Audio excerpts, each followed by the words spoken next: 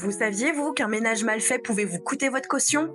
Eh oui, alors c'est le moment de se retrousser les manches, de mettre les gants et de me suivre pour le reste de mes conseils. Dans une de mes vidéos précédentes où je vous présente les 3 tips pour récupérer votre caution, j'insiste très lourdement sur le vraiment faire le ménage.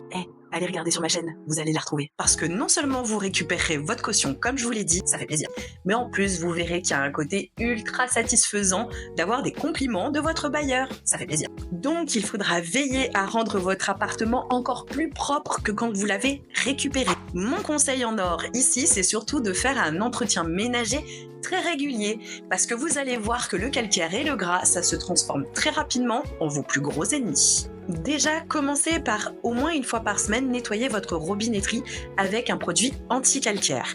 Et ensuite, séchez-la avec un chiffon microfibre. À chaque fois que vous passerez à la cuisine, pensez à enlever les traces de gras potentielles sur les murs et crédences. Si vous avez une cuisine meublée dans votre logement, pensez à régulièrement nettoyer les hauts des meubles, tous les 3 à 6 mois par exemple, parce que entre la vapeur de cuisson, le gras, mais aussi la poussière, je vous jure que vous allez vous retrouver rapidement avec une jolie petite couche de crasse. On n'a pas tous fait des études en archéologie pour déterrer des cadavres de mouches ou d'araignées. Et il en va de même si votre cuisine est équipée d'électroménager.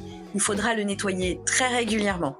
Et si vous avez de la moquette au sol ou encore des tapis, même combat, prenez des produits adaptés et nettoyez tout de suite un éventuel accident.